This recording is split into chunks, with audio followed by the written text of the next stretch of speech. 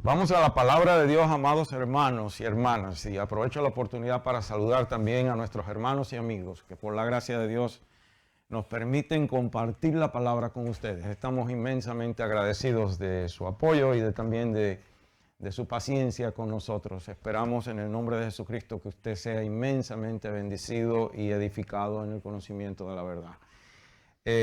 Vamos nuevamente a Efesios capítulo 4, verso 1 y leemos en el nombre del Padre, del Hijo y del Espíritu Santo así. Yo pues, preso en el Señor, os ruego que andéis como es digno de la vocación con que fuisteis llamados. Repito una vez más. Yo pues, preso en el Señor, os ruego que andéis como es digno de la vocación con que fuisteis llamados. Señor Padre Santísimo, te damos gracias por tu palabra, por la verdad, pero sobre todas las cosas por habernos salvado en Cristo Jesús, tu Hijo eterno. Gracias por limpiarnos de nuestros pecados con su sangre preciosa.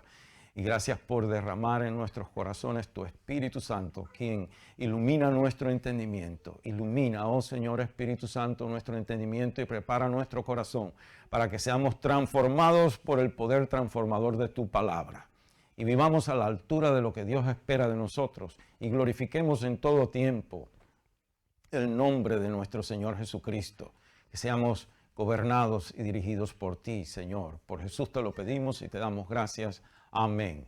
Puede tomar asiento, amado hermano y hermana. Bueno, la semana pasada comenzamos en este tema. Yo le dije que con la ayuda del Espíritu Santo vamos a estar, vamos a entrar en este pasaje que es del verso 1 al 6, pero solamente he leído el verso 1 porque es el que con el que comenzamos en este mensaje que, valga la redundancia, comenzamos el domingo pasado y por razones de tiempo no pude terminar.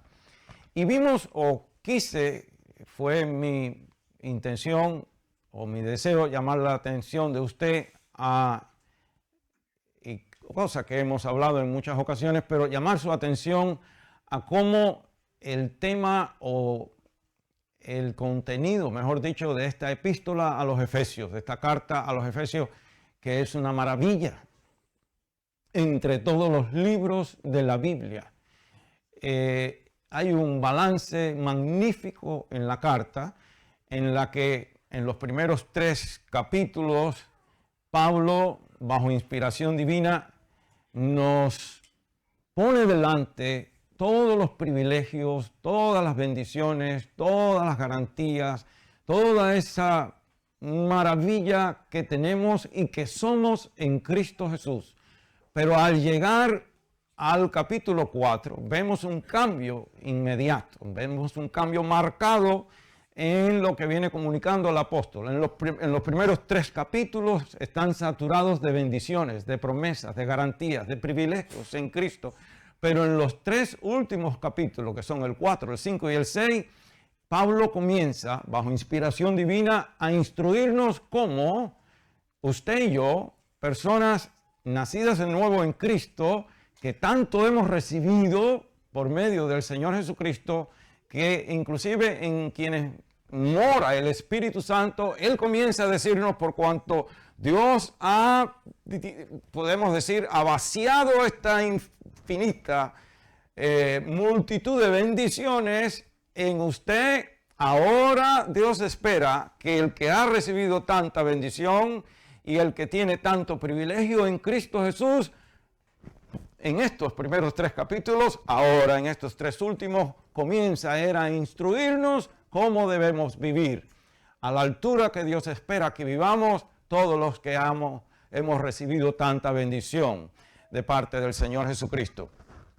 Y vimos entonces por la escritura, o la podemos ver cuando usted hace un estudio. Yo les dije, y ahora me viene a la mente, yo no sé si lo hicieron o no, pero la semana pasada le dije, por favor lean la epístola completa a los Efesios, pongan atención a los primeros 3 capítulos y a los 3 últimos para que puedan ustedes ver la diferencia entre esa primera parte de la carta y la segunda parte de la carta. No voy a preguntar quién lo hizo porque, bueno, yo no lo voy a poner en ese compromiso a usted.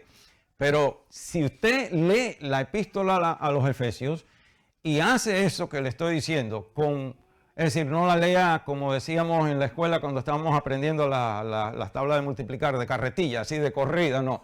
Léala prestando atención a los detalles, detenidamente. Usted se va a dar cuenta cómo los 3 primeros capítulos pues tienen todo lo que yo he acabado de hablar, y los 3 últimos el apóstol pasa de instrucción, es decir, él pasa de doctrina, de lo doctrinal a lo práctico. Él pasa del conocimiento al comportamiento. Él pasa de información a exhortación. Él nos comienza a decir cómo Dios espera que usted y yo vivamos. Y en eso estamos.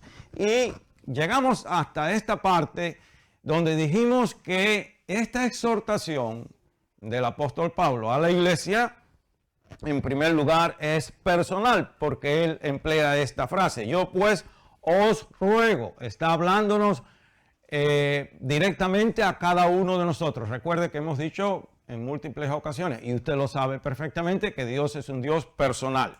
Dios nos habla a nivel y trata con nosotros a nivel personal.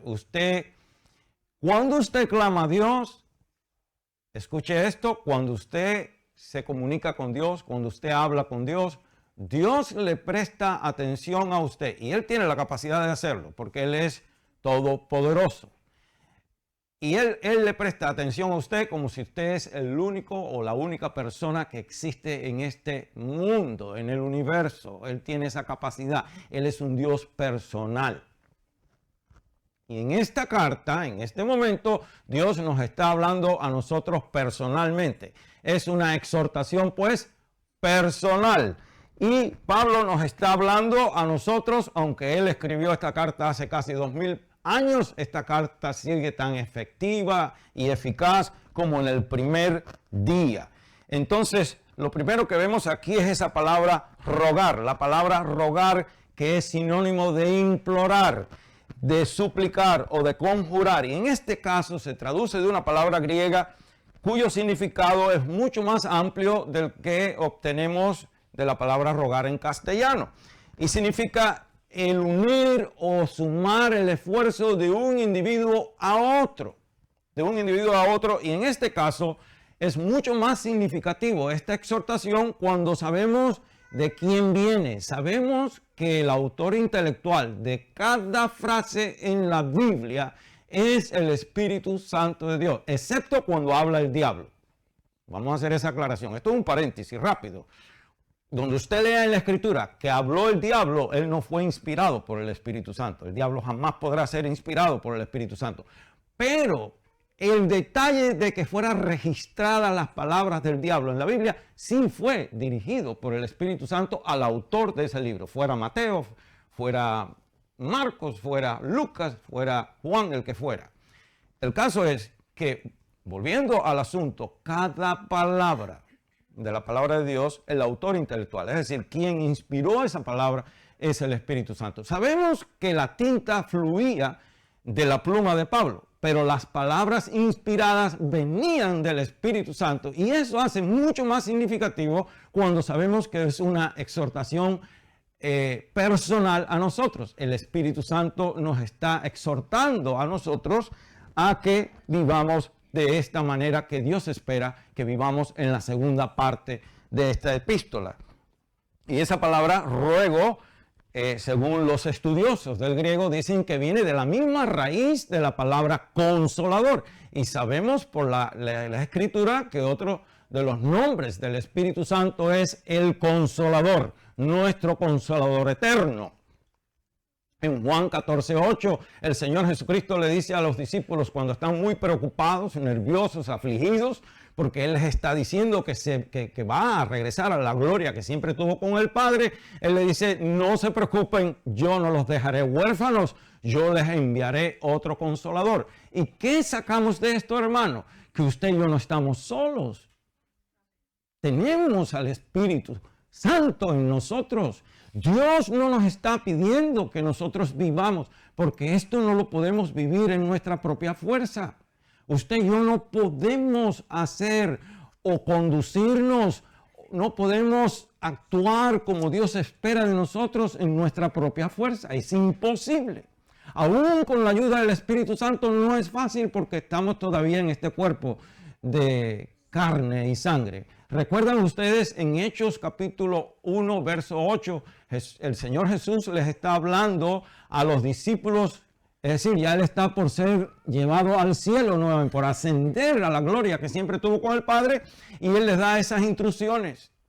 Ellos están ya, como quien dice, listos para salir corriendo a testificarle al mundo entero de la gloria del Señor, pero le dicen, no se muevan de aquí hasta que ustedes sean, ¿qué? Investidos, llenos del Espíritu Santo. Entonces me serán testigos en Jerusalén, en Judea, en Samaria y hasta el fin del mundo. ¿Por qué razón? Porque a Jesús no le podemos servir en nuestra propia fuerza. Nada podemos hacer en nuestra propia fuerza. Todo lo podemos hacer, pero en el poder del Espíritu Santo. Entonces, ¿por qué le digo esto? Para que usted no se frustre. Porque estamos hablando de cómo Dios quiere que nosotros vivamos. Estamos hablando de que tenemos todas estas bendiciones, de que tenemos todas estas garantías, de que tenemos todos estos privilegios, pero que el apóstol cambia inmediatamente de tono al llegar al capítulo 4, verso 1, y él ya no le oímos más hablar de bendiciones, de garantías ni privilegios. Ahora él comienza a dar instrucciones cómo tiene que vivir cada hombre y cada mujer que ha nacido de nuevo en Cristo. ¿Cómo Dios espera que nosotros vivamos? Que nosotros vivamos a la altura de lo que hemos recibido y del poder que actúa poderosamente en nosotros. Ese es el caso. Entonces vemos que cuando digo que esta palabra, pues os ruego, es una palabra que se traduce de la misma raíz de la palabra consolador, nos anima aún más en saber que no estamos solos, que no es en nuestra propia fuerza que vamos a vivir esta palabra. ¿Me está entendiendo, amado? No es en nuestra propia fuerza. Entonces el Espíritu Santo hace todo esto por nosotros y lo viene haciendo desde el primer día que usted se convirtió a Cristo. Porque sabe que en el instante que usted confiesa a Jesús como Señor y Salvador personal, en ese mismo instante el Espíritu Santo viene a morar en usted. Usted no tiene que ir a un preencuentro, ni a un encuentro, ni a un posencuentro, ni a ninguna cosa de esa, para que un gurú espiritual le ponga las manos en la cabeza y les transfiera fe o les transfiera unción espiritual. Eso es una sandez horrorosa. Usted tiene al Espíritu Santo morando en usted desde el instante que usted confesó al Señor Jesucristo. Que yo sepa, la iglesia primitiva no tenía preencuentros, ni encuentros, ni posencuentros, ni lo tuvo tampoco. La iglesia hasta hace unos, 30, 40 años que empezaron con esa cosa. Entonces, ¿cómo hicieron los cristianos de antes? Y si esto es una revelación nueva para la iglesia que tenía el espíritu reservado, como dice ellos, para la iglesia de ahora, entonces el Espíritu Santo no fue justo con la iglesia del pasado, pero que era mucho más fructífera aquella iglesia que en la que estamos viviendo, porque estamos viviendo en la época de la iglesia de la Odisea, en la época histórica, la iglesia apóstata, la iglesia de la Odisea, que es la que más severamente reprende el Señor de las 7 iglesias en Apocalipsis. Entonces vemos que nosotros no estamos solos, que tenemos al Espíritu Santo con nosotros. Y esto debe ser más que suficiente para animarnos, porque Dios no le está pidiendo a usted que haga algo en su propia fuerza. Dios nunca nos pide que hagamos nada para lo que Él por anticipado ya nos haya capacitado para hacer. Entonces vemos que la palabra de Dios en Efesios 4:1 constituye una exhortación personal y nosotros debemos responder responsablemente a esa exhortación personal porque se trata del Espíritu Santo exhortándonos personalmente a responder a lo que Dios espera de nosotros. Además de ser una exhortación personal, es una exhortación poderosa. Escuche bien, es una exhortación personal, pero es una exhortación poderosa porque está respaldada por un testimonio poderoso.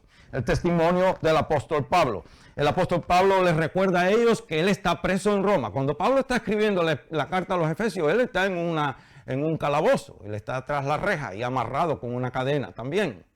Él está recordando a ellos que él es prisionero en Roma, pero él quiere que tanto los efesios como nosotros sepamos que a pesar de él estar trancado en una celda, encadenado por una cadena, él no es prisionero de Roma, él es prisionero de Cristo.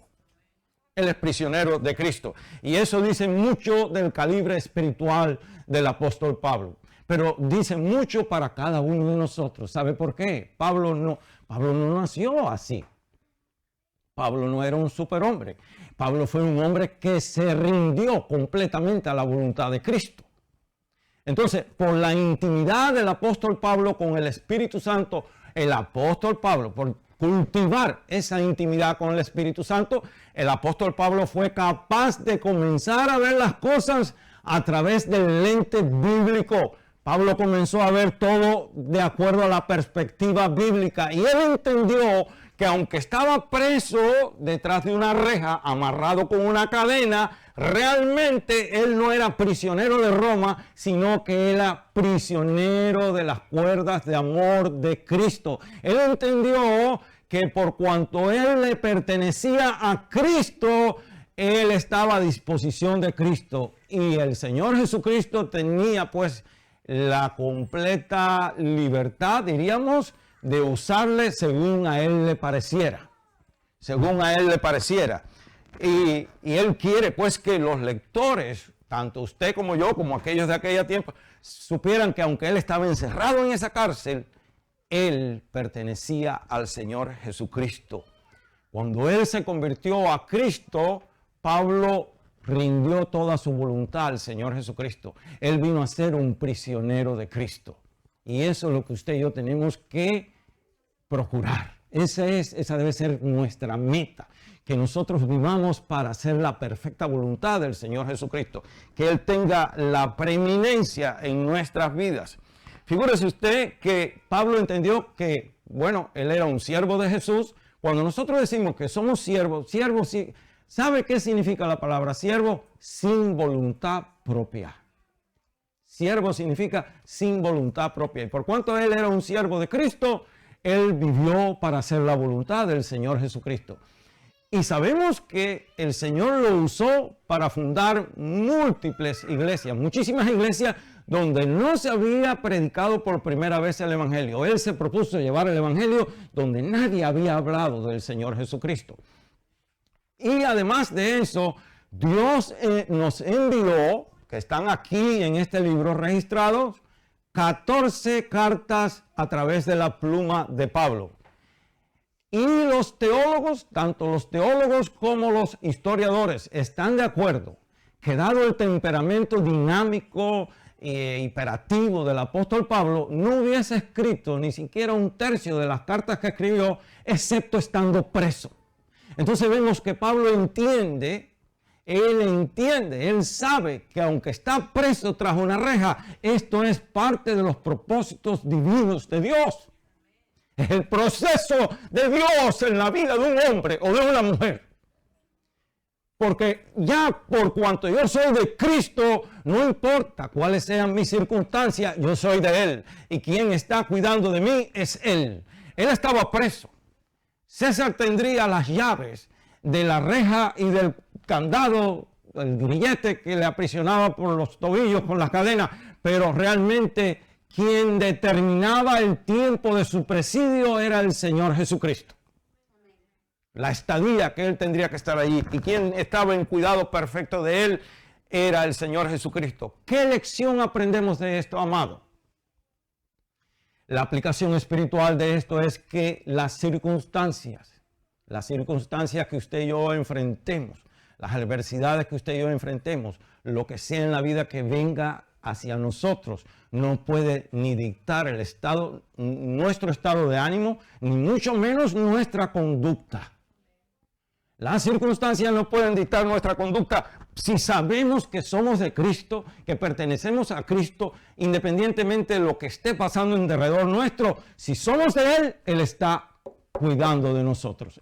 Pablo estaba preso, pero quien realmente se encargaba de cuidar del Pablo era el Señor Jesucristo mismo. Él estaba allí presente con él todo el tiempo.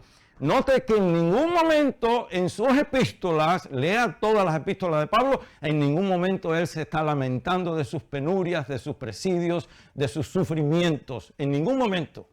Y en una de ellas tiene que defender su apostolado y dice, ustedes me han obligado a decir esto, pero no es mi intención.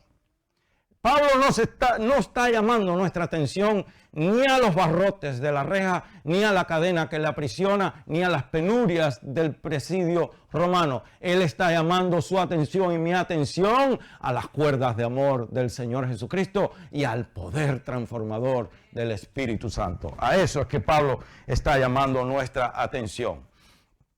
Él nos está diciendo, prácticamente nos está diciendo aquí, imiten mi ejemplo. Pablo nos está diciendo, yo no quiero que ustedes crean lo que yo no he creído. Y yo no quiero que ustedes actúen como yo no he actuado. Pablo está diciendo, escuche bien, Pablo está diciendo, yo soy capaz de actuar de esta manera porque yo he creído esta doctrina.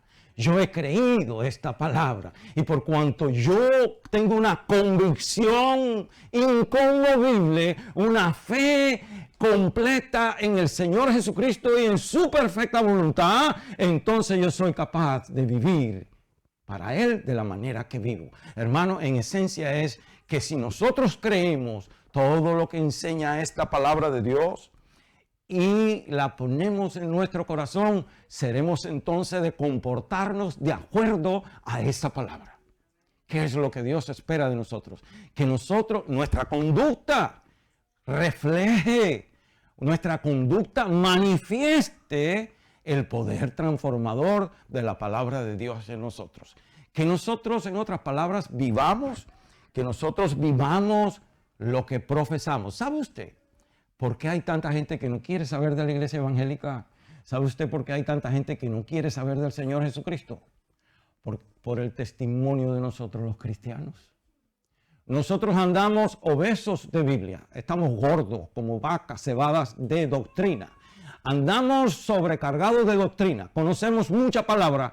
Lo que sabemos aquí lo dañamos con los pies, porque conocemos Biblia, pero no la vivimos. Y es peor daño todavía al evangelio porque el de afuera, nosotros estamos bajo el microscopio del de allá afuera. ¿Y qué es la primera frase que dicen los de afuera cuando un cristiano no se comporta a la altura de lo que debe comportarse? No es que usted ande con ¿cómo se llama eso?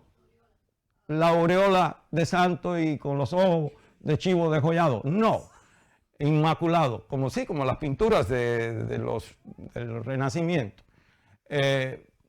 Pero es que usted se comporte a la altura de lo que usted ya sabe. Si usted sabe un 30%, Dios no espera que usted se comporte al 60% ni mucho menos al 100%. Pero si usted conoce un 30% de palabra viva, ese 30%, ¿y sabe qué? Usted va a estar viviendo al 100% de lo que usted conoce. A mí siempre me choca que en los trabajos, porque nos pagan, nosotros seguimos las reglas del trabajo al 100%. Algunos no, a algunos les importa un comino, pero mucha gente, pues cuando los entrena diríamos, en una línea de producción, y sobre todo si usted comete un error, para toda la línea y acaba con medio mundo, la gente pero ellos se enfocan en hacer aquello casi que perfecto, ¿sí o no? Porque si conocemos 30% de la Biblia no lo vamos a vivir también, siendo que el Señor se merece que le honremos más que ninguna otra cosa, entidad o hombre en el mundo entero. A eso es lo que tenemos que hacer. Entonces, vemos cómo Pablo llegó al extremo de tal cautividad, diríamos, de cautividad de corazón. Él entregó su vida. Cuando él cayó prisionero de Cristo en su camino a Damasco, Pablo nunca procuró su propia libertad, jamás procuró ser libre de aquello. Y lo podemos notar en que él no tenía su propia agenda, él no tenía sus propios planes, él no tenía nada de personal suyo. Él dijo, todo lo que para mí era importante, ahora lo tengo por basura, por ganar a Cristo. Y se esforzaba por vivir para la gloria de Cristo. Y eso es lo que tenemos que hacer nosotros, y no es malo. Llegó a tal extremo de entrega, a tal extremo, a tal pasión de agradar a Dios, Pablo, que en 1 Corintios 10:31 llega al extremo de decir que todo lo que uno beba y coma debe glorificar a Dios. Y no estamos hablando de legalismo, de comida y cosas, porque el Evangelio del Señor Jesucristo no tiene nada que ver con comida y bebida. Es paz, amor, gozo en el Espíritu Santo. Pero a ese extremo llegó Pablo. Vemos pues que este reto que pone el apóstol Pablo, y no es Pablo, es el Espíritu Santo, cobra mayor poder cuando vemos ese testimonio poderoso del cual está respaldado. En otras palabras, repito una vez más, Pablo quiere que aprendamos que las circunstancias no pueden dictar la manera que nosotros vivimos. Y las circunstancias a veces dictan la manera que algunas personas viven, porque cuando están algunas personas en jorjorio con amistades y familiares del mundo, comienzan a hablar y a comportarse como los del mundo. Y nosotros tenemos, no estoy hablando solo cuando estamos en aprieto y en problemas y dificultades, sino cuando estamos más bien en el ambiente de la fiesta. Allí es donde hay que cuidarse. Ahí es donde tenemos que ver cómo hablamos y nos comportamos. Vimos pues que esta es una exhortación personal, es una exhortación poderosa, pero es también una exhortación práctica, porque vemos que el vocabulario que usa el apóstol Pablo es un vocabulario fácil, sencillo de entender para que lo podamos llevar a la práctica. Sus palabras son: que andéis como es digno de la vocación con que fuisteis llamados. Ya hemos dicho que la palabra andéis aquí se refiere específicamente a nuestro comportamiento, nuestra conducta, que nosotros nos comportemos, que lo que hablemos. Hermanos, cuando hablo de conducta, cuando hablo de comportarme, nosotros debemos ser cuidadosos inclusive de qué pensamos. ¿De qué pensamos? ¿Por qué razón tenemos que cuidar nuestros pensamientos? Porque las batallas espirituales se ganan o se pierden aquí primero. En primer lugar. En segundo lugar, sus pensamientos tienen el potencial de convertirse en sus palabras. Sus palabras tienen el potencial de convertirse en sus acciones. Las suyas y las mías. Nuestras acciones tienen el potencial de convertirse en nuestra conducta de vida. Porque de acuerdo a como yo voy hablando, voy actuando, y cuando viene a ver, yo voy a vivir de esa manera. Y por eso tenemos que cuidar, porque todo comienza aquí. Cuando digo cuidar hasta nuestros pensamientos, cuidar todo nuestro ser. Vemos pues cómo esta es una exhortación práctica, que cuidemos de la manera que andamos. Y Pablo dice que andéis como es digno, y la palabra digno aquí es sinónimo de merecedor, merecedor. Esta palabra aún resulta más interesante porque se traduce de una palabra griega que también significa balancear las pesas. Balancear las pesas. En otras palabras, transmite la idea de elevar el otro plato de la pesa. ¿Ustedes se acuerdan? Yo me acuerdo cuando era niño y adolescente que todavía en las bodegas en Cuba usaban esas pesas de plato, las bodegas de comida, ¿verdad? En su país también. Y entonces se ponía aquí en este plato la bolsa de lo que fuera que le estuvieran vendiendo a uno, frijoles, arroz, lo que fuera, y acá se ponían las pesas para balancear. Es decir, había que poner algo de igual valor en el otro lado de la pesa para balancearlo. Y eso es lo que nos está llamando Dios a hacer aquí. Él nos está llamando o nos hace una invitación a que, por cuanto Él ha puesto tanto en nosotros por medio de su Hijo Jesucristo, que venimos diciendo los 3 primeros capítulos de esta epístola, es una infinita cantidad de bendiciones, de garantías, de privilegios en Jesús el Señor, e inclusive no solamente las cosas que recibimos, sino quienes somos en Él, porque habla de nuestra identidad en Él. Entonces Dios está diciendo, cuando Dios nos da todo eso, Dios pone todas esas bendiciones, todas esas garantías, todos esos privilegios en este plato de la balanza y Dios está diciendo, lo único que yo espero de nosotros, mire que Dios no quiere que le paguemos nada, no le podemos pagar, gracias a Dios, porque Él tampoco espera que le paguemos nada. Lo único que Dios está diciendo es, yo he puesto esto en el plato de la balanza, yo lo que quiero que tú pongas en el otro plato es tu conducta, la manera que tú vives, que demuestre que balanceas la balanza con tu conducta. Eso es todo lo que quiere Dios. Y nosotros decimos, ay hermano pastor, ¿y cómo vamos a balancear esa balanza? ¿Cómo podemos balancear esa balanza? Bueno, esa balanza se balancea cuando nosotros rendimos, como dije, Pablo rindió toda su voluntad bajo el señorío del Espíritu Santo. Cuando nosotros le decimos al Espíritu Santo, Señor, yo rindo mi... ¿No la cantamos aquí esa alabanza hace un rato? Yo rindo mi voluntad completamente a ti, gobierna mi vida. Lo que pasa es que nosotros nos aferramos tanto y creemos que si hacemos ese tipo de negocio vamos a salir mal, pero usted nunca sale mal con Dios. Cuando usted rinde su voluntad al Espíritu Santo es cuando realmente usted va a comenzar a vivir. Eso es vivir esa vida plena que Jesús vino a ganar para nosotros y la ganó con su sangre preciosa. Entonces, Efesios 5:18 dice claramente que no nos embriaguemos con vino, mas seamos llenos, en lo que hay de solución, dice, mas seamos llenos del Espíritu Santo. Ser llenos del Espíritu Santo, amados, no es hablar lenguas solamente. No es gritar y brincar y decir que estoy lleno del Espíritu Santo. ¿Sabe lo que es verdaderamente ser lleno del Espíritu Santo? Es ser gobernado por el Espíritu Santo. Eso es ser lleno del Espíritu Santo. Que Él gobierne plenamente en nosotros. Yo he visto mucha gente hablar lengua hasta por los codos. Dentro de la iglesia y fuera de la iglesia son unos sinvergüenzas, hipócritas y carnales. Que en su manera de comportarse no honran a Dios. Entonces, ¿qué le vale a usted hablar tanta lengua si allá afuera usted no honra a Dios? Entonces, ser lleno del Espíritu Santo es ser gobernado por el Espíritu Santo. Nosotros, hermanos, somos llamados a vivir vidas que reflejen la obra transformadora del Espíritu Santo en nosotros. Eso es lo que quiere esta epístola. Que nosotros vivamos vidas que reflejen que Dios es real y verdadero, que Él mora, que Él vive y que Él sobre todas las cosas gobierna en nosotros. A nosotros nos gusta mucho la idea de que el Espíritu more en nosotros, que nos salve, que nos bendiga, pero cuando se trata de que Él gobierne en nosotros, ponemos resistencia, porque nosotros queremos seguir en control.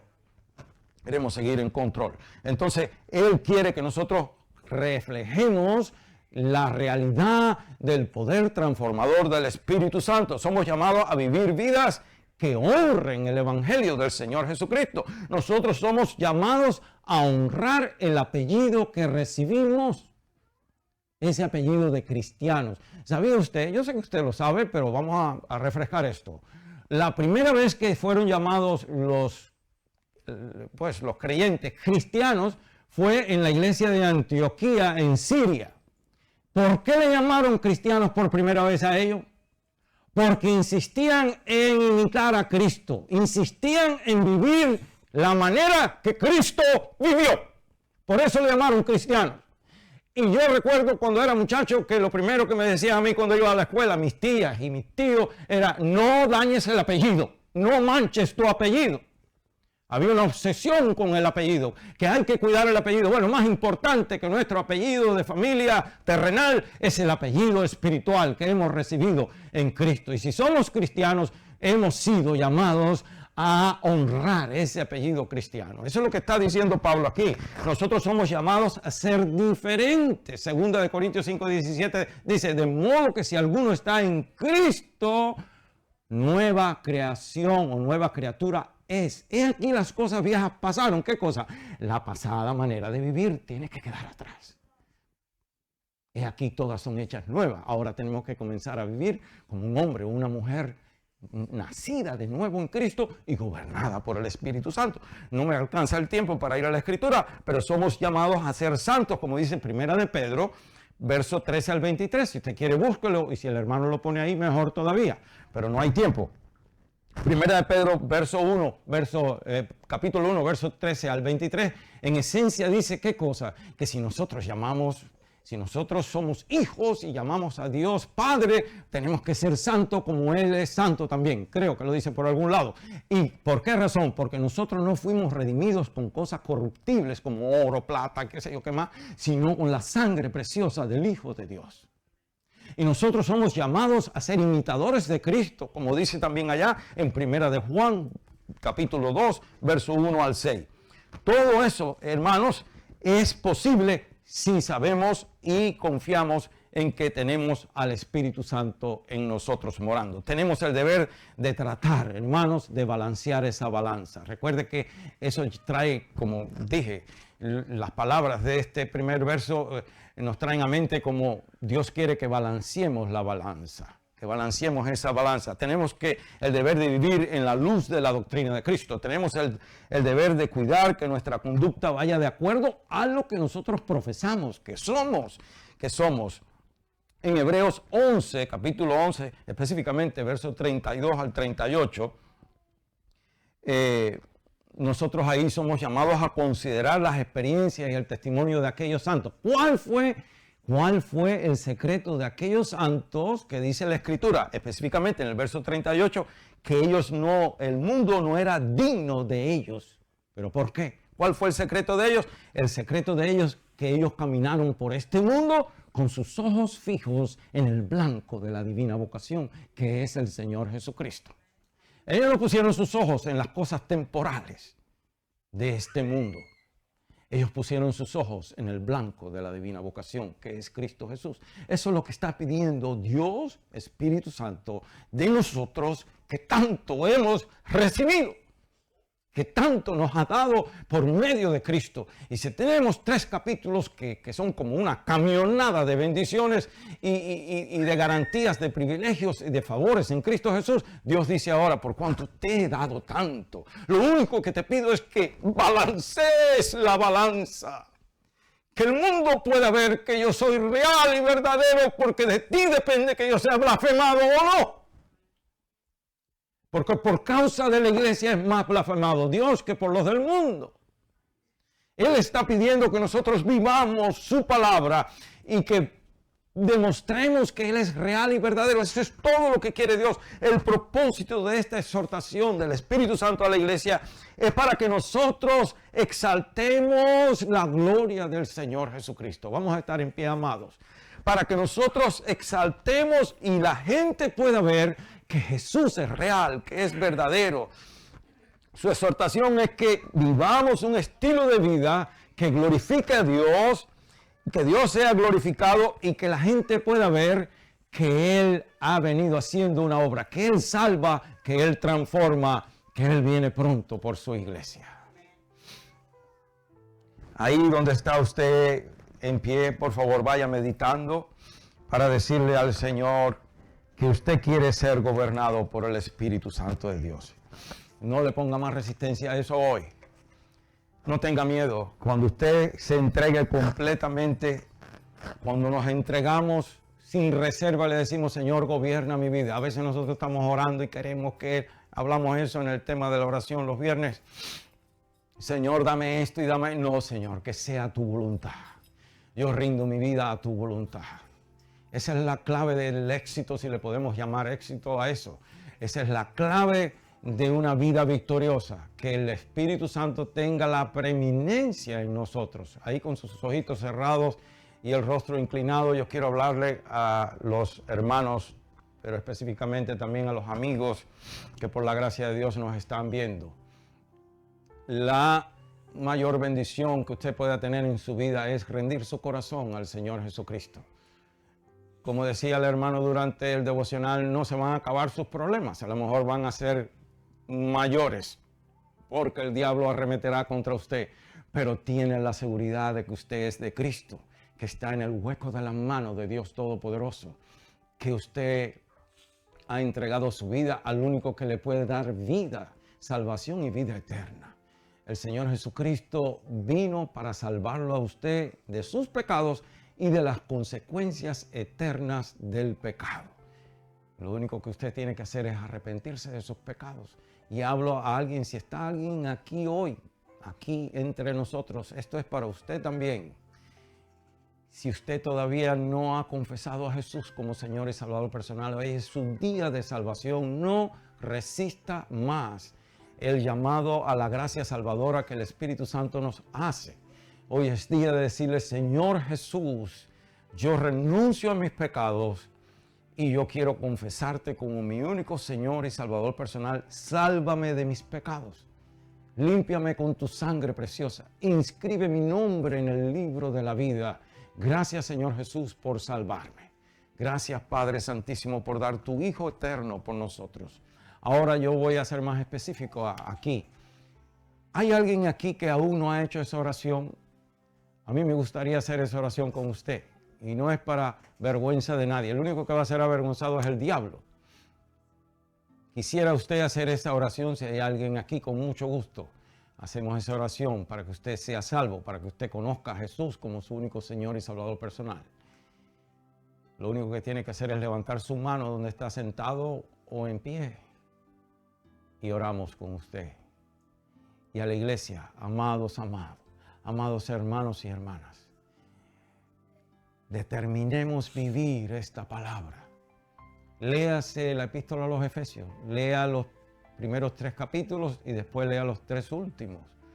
Pero léalo con el deseo de ser transformado por la palabra, de atesorarla en su corazón y dígale, Señor, yo soy recipiente. Es que usted no tiene que esperar más tiempo, ya usted es recipiente de estas bendiciones. Usted es dueño de todas esas bendiciones y privilegios en el Señor Jesús. Lo único que el Padre amoroso quiere es que nosotros balanceemos la balanza. Que Él ha puesto toda esa multitud de bendiciones en este plato de este lado, que en este otro plato usted ponga una conducta que dé fe o prueba de que Él es su Padre, Él es su Señor, que la prioridad de su vida es agradarle a Él. Y no es fácil, hermanos, ser cristiano no es fácil, pero usted tiene el Espíritu Santo para ayudarle. El Espíritu Santo le ha puesto la mano en su hombro y le ha dicho, ven para acá, muchacho. Yo soy el único que te puede ayudar, yo te quiero ayudar, yo te quiero aconsejar, yo te quiero guiar. Y aun cuando tú resbales y flaquees, mis manos eternas van a estar ahí para sostenerte, para levantarte de nuevo. Entonces, entreguémonos al Espíritu Santo. Señor, en el nombre de Jesús, yo me incluyo en esto porque yo no estoy mejor que mis hermanos. Yo necesito también tu señorío y tu autoridad total en mi vida, Señor Espíritu Santo. Y la pido por cada uno de los que están aquí, desde los más pequeñitos hasta el mayor en edad. Hombres y mujeres, todos estamos delante de ti, necesitados, Señor Espíritu Santo, que tú te enseñores de nuestros pensamientos. Ayúdanos a identificar pensamientos que no te agradan, a atarlos y echarlos fuera de nuestra mente instantáneamente. Ayúdanos a hacer morir toda manifestación carnal en nosotros, sea la que sea. Tú lo dices, tú prometes en la palabra en Romanos capítulo 8, versos 13 y 14, que por medio del Espíritu Santo podemos hacer morir los deseos pecaminosos de la carne. Ayúdanos a hacer morir todo lo carnal en nosotros y a vivir para hacer tu perfecta voluntad, a vivir tu palabra, a glorificar a Jesús hasta con nuestros pensamientos, con los deseos de nuestro corazón. Sea limpiado también el corazón de deseos pecaminosos. Ayúdanos a caminar en santidad delante de ti, llenos de tu gozo, Señor, de tu paz, aunque haya problemas y dificultades, pero estamos seguros de vivir para agradarte. No hay paz mayor que ese conocimiento y esa convicción de que vivimos para ti. Todo lo demás es secundario. Gracias en el nombre de Jesús por amarnos.